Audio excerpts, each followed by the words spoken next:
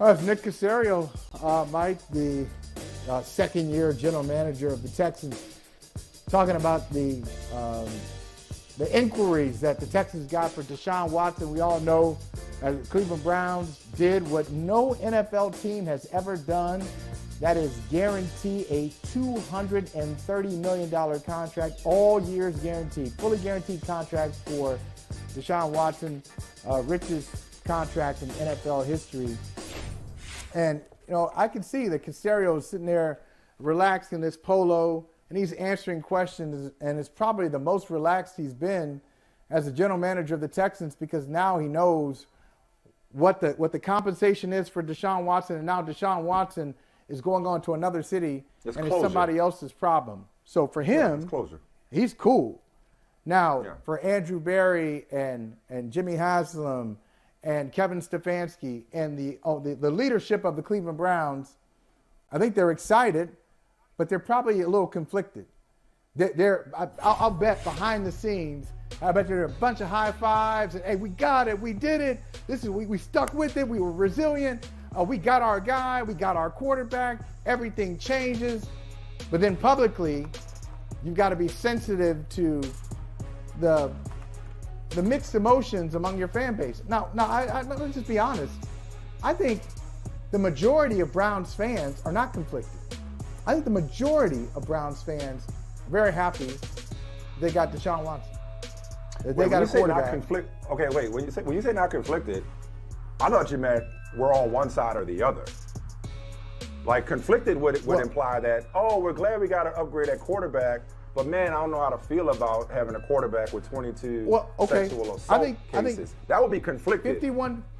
I bet you 51%. Okay, just go down to like the simple majority. I think the simple, because this is how it is in most of these cases. When you follow a team and you're really passionate about a team, like people in Cleveland are. I mean, one of the great franchises in the history of the league. No doubt. And lots of stories and lots of tradition. You can figure it out. You can figure out how to be excited, even if this is a situation that's going on in your neighborhood, going on at work. You might feel different. But now it's like, this is my team. So I'll make it work. I'll make it somehow. I'm gonna do some mental gymnastics. I'm gonna make this thing work. I'm excited that Deshaun Watson is a member of the Cleveland Browns. I think the majority of fans feel that way. That's just your hunch. That's just your unscientific poll. That's just your So that's one. But there's three categories. What I'm saying to you. But there's three categories. What I'm saying to you. There's one that falls into the category that either, I'd say there's three, maybe four. There's the I don't care what he did. He gonna help us win a Super Bowl or Super Bowls. There's that category. There's the category you just described with, you know what? I can rationalize it. I mean, look, Kareem Hunt, that worked out. So you know what? Okay, it's not the same thing, but nonetheless, all right. I'm a Browns fan. I root for the laundry. That's two. Three is I don't know how to feel about this. Four is I'm done with the Browns. That's the other category I wanted to see how many people, knowing that area like you do, how many people fit in category four. That's like, you know what? They've lost me. I need a new team. I think three and four. I'm guessing 3 and 4 probably make up about 12% of the fan base. Just like off the top of my head. That low, done with the Browns? Yeah, because how many people? Okay, last year, that's conservative, I think. But think about this though. Think about it, Mike. You tell me. Last year, somebody, Cleveland Brown. Let's just. I'm just gonna You're a third generation Browns fan. Like if you were like me growing up. Okay, this is what it was like for me growing up. Just playing. Sure. Street football. Don't tackle me too hard though. But this is what it was like. Growing football. I'm playing sure you football ran into a few area. cars and mailboxes in your day. You took a few hits. Come on now. Come on. It's no, you ain't tagged me. But if we were playing in grass, and this, I'm straight up. If you're around old folks and like watching kids play outside, sitting on the front porch, sipping on a little something, watching kids play in the yard. we're playing football and you get tackled and you take a few seconds getting up, you'd have people saying, oh, you're trying to be like Jim Brown, because that's how Jim Brown used to do. Jim Brown, every time he'd get up, he'd keep them guessing. He'd get up, he'd walk back slowly to the huddle, and then he'd go back and then he'd make them, he'd punish those guys. I mean, you have all these, the oral tradition of the Cleveland Browns in that area. I mean, it's been going on forever in the tailgates. So you're saying Deshaun Watson is not enough. Yeah. Your point is Deshaun Watson is not enough to destroy or fracture that long-standing relationship between that fan base and their love affair with this team. Okay. If you're one of those people, you watched it with your mother, your grandmother, your aunts, your uncles, your cousins. And that's not exclusive to Cleveland. That's not exclusive to Cleveland. That's right. But I don't think that's why I said on Friday, I said, Browns fans, hey, nothing personal, but you're not different than anybody else. You're not different than anybody else around the NFL that requires a top 5 talent, especially when you're desperate. Like the Browns, and you just got to understand the geography. It's like, just imagine if you're growing up in your neighborhood and the person right next door got all the latest stuff, the latest technology. Yeah. Everything is good for them, and you're like, what about us? Sure. They're 100 miles. 100, Unfortunately, you can't steal Pittsburgh's cable. Unfortunately, you can't steal the Steelers' cable. I got you. You can't jump on their Wi-Fi. It's protected. And the Browns? Baltimore even. Never even been look there. At and all of a sudden, the Cincinnati Bengals got one, and they're going to the Super Bowl. I get it. And maybe that 12% that you estimate, maybe that 12% is a vocal minority. Because and maybe the media is not necessarily, or the media are not necessarily representative of the mood in Cleveland right now. I'll just say this, and I tried to read as much as I could. Our Friday conversation, really our conversations last week, I brought them into the weekend. And I processed what you said. I read as many columns and deep dives as I could, just to kind of, do some self-scouting. Be like, okay, do I have blind spots? Am I missing something? Am I not seeing the forest for the trees? Am I too in this bubble? You know what I mean? What are people saying? What are some other opinions? So a couple of things. All right. As we await a press conference, which presumably will happen at some point this week. In the meantime, the Browns, of course, released a statement from the Haslams and Andrew Berry and Kevin Stefanski, which they tried to say all the right things, but I don't know if there's anything that could be said at this point. Here's what else I want to say as I thought about it over the weekend. I think, not all, but I think it's about the money, Michael. I really think it's about the money. Yeah. Any team that would have traded for Deshaun Watson, and reportedly, I think it's Jason Lloyd from The Athletic, reportedly it was 13 teams were interested. 13 teams were interested. Deshaun Watson, after evaluating those 13 rosters, picked 5 teams, or it might have been 6. The Texans eliminated one because it was the Colts, and the rest were the teams that were involved in the sweepstakes. All right? 13 teams were interested in Deshaun Watson's services, right? Yep. I think the problem is, and that word desperation is spot on when it comes to the Browns, because for the Browns, 32 quarterbacks since 1999 trumps 22 sexual assault cases, all right?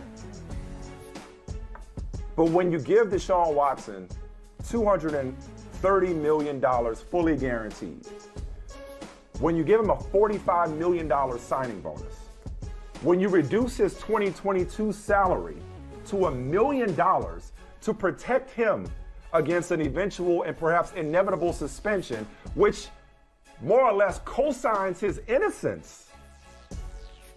Let me say that again. When you say, we're going to hook you up, we're going to do you a solid and reduce your salary to $1 million in case you get suspended and you're only fined $345,000 or whatever it would be for 6 games, you're basically saying, we believe you. So we're going to protect you and save you more money. So you fully guarantee his contract and protect him against suspension. Give him a new contract. So Deshaun Watson gets richer, Michael, which is very poor optics. Deshaun Watson gets even richer, which is very poor optics. Now, I don't expect Deshaun Watson to sit up there and say, no thanks. I'm going to wait till everybody believes me that I'm innocent or sees it the way I see it. No thanks on his guaranteed contract. But by the Browns giving him that much money, what it does is make people feel even more uncomfortable, because money is universal. You ain't got to understand football. You ain't got to understand the dearth of franchise quarterbacks or how rare somebody of the level, the caliber of Deshaun Watson is to be available. You ain't got to understand none of that. What you do understand is guaranteed $230 million while you have 22 lawsuits open against you. That's basically $10 million a lawsuit.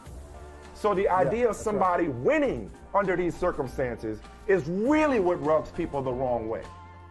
But I'll repeat, at the risk of being repetitive, Michael, I'll ask you again. I'm just not certain what the realistic alternative is. I don't know, because if you want to blame anybody for the mess we're in right now, I think you got to blame the National Football League. And it's not to say I'm blaming the National Football League for the situation Deshaun Watson put him in or what he did or didn't do. That's not what I'm saying. I'm saying unless, because I asked you, I put you on the spot last week and I said, so you're telling me he should never play again? And you said, no, I'm not ready to say that. The only people that could actually answer that question and determine his availability is the National Football League. So unless the National Football League deviates from its normative process, its normal process, which is to wait until the legal process has run its course, then this is exactly what's going to happen. Is a 26-year-old elite quarterback is available. Should the Texans not be able to trade him? Should a team not be able to trade for him? And no different than you'd expect Deshaun Watson to say, no thanks on the guaranteed money, you cannot realistically expect a quarterback-needy team like Cleveland to say, nah, we're not going to trade for this guy. That's unrealistic. It might be what you hope they would say, but in reality, they're not going to do that, because they're not just trading for him for 2022. They're banking on weathering this storm and having him for the next 10 years. So with the NFL, Michael, other than, I'll just say this last thing and shoot and fire away, poke holes wherever you see them. The NFL, unless they're going to say 22 people accused you, full stop, you're going on the exempt list. We'll still pay you, you're going on the exempt list.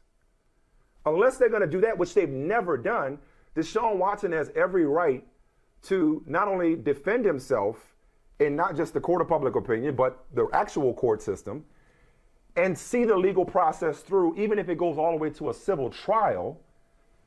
And these teams have every right to upgrade their rosters. It's uncomfortable, it's sticky, it's ugly, it's messy, it's nasty. I totally understand people feeling like there's something wrong with this picture.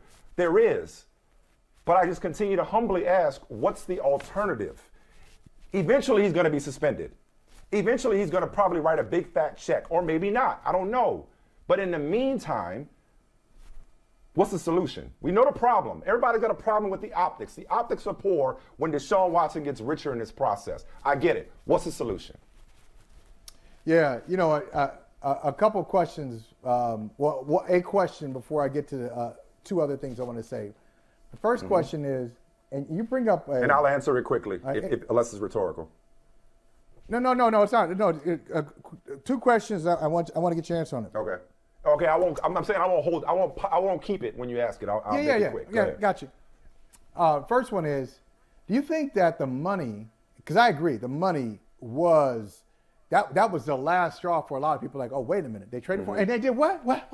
They did that? That's the thing. Whoa. And Cleveland had to do that to get him back to the table. But if they hadn't, and it had just been a trade, it'd have probably not been as loud, the outrage. Which brings me to this. If they hadn't announced it on Friday. So, hey, we acquired Deshaun Watson on Friday. It's 3 first-round picks. It's all that stuff. We're gonna get the compensation, like the on the field stuff out of the way, the front office stuff, and then kind of let it leak out on Saturday or Sunday. Oh, by the way, we gave him $230 million guaranteed. No, there's no such thing as a news dump nowadays. No, two things. One, if that's not available, if you don't know that off the top, is the outrage, is it that fist coming at you? Is it that strong? Yes, it's the same. Number one, it's still the same. There's no way in the world it wouldn't have been available, but I get what you're saying hypothetically, but it would have been available if for no other reason than Team Deshaun would have wanted it out there, okay? So, but if it's not available and it comes out over the weekend or later, it's still the same level of outrage. The issue is that they gave him a new contract when he wasn't a free agent. He wasn't due for a new contract.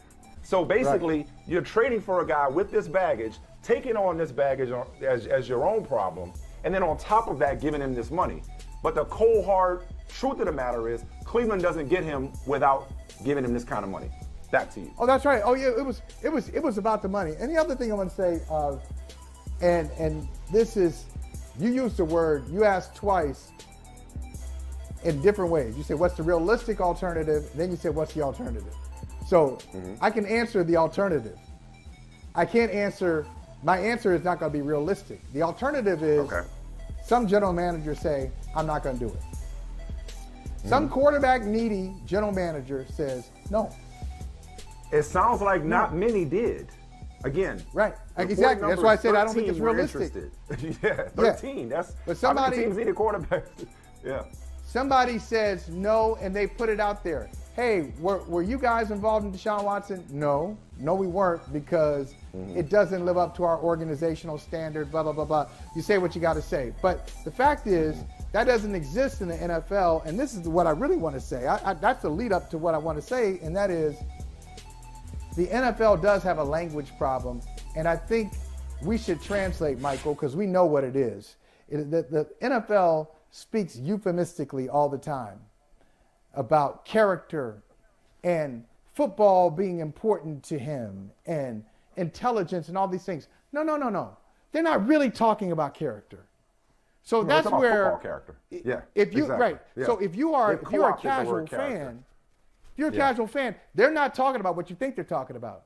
Oh, this team, he's a high character guy. No, they're not talking about a high character guy who does all the right things. They're saying he's a high character guy when it comes to football. He's good in the locker room, but he may not necessarily be the kind of guy that you think we should be employing. Wait, can I say this real quick though? And I don't want to overcomplicate it. I don't want to overcomplicate the conversation because we're moving. This is what makes conversations about sexual assault and sexual misconduct and sexual harassment and rape so difficult to begin with. And I think Deshaun Watson is probably in sports as good, if not maybe even the best case study or subject we've ever had to support the point I'm about to make. People can be both. Deshaun Watson is a high character guy. He's incredible in the community. He's been an incredible role model. Go back a year ago. Go back to March of 2020. You had to pick the last person that you'd have thought would have been associated with this. It'd have been Deshaun Watson. I don't know if I can say that now, though. Well, but I know. That's my point.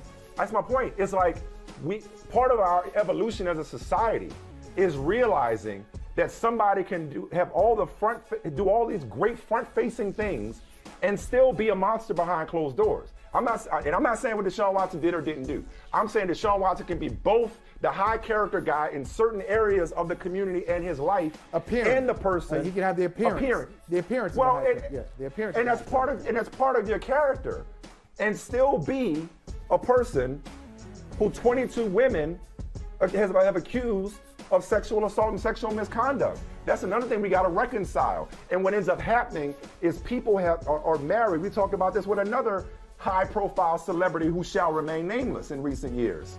You struggle to marry the person who you think you know with what he's accused of.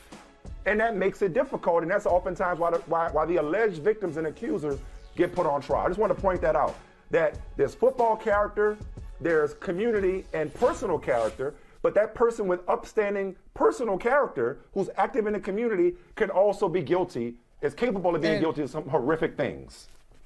Yeah, but I think... Not saying that's Deshaun, I'm saying in general. No, I got you.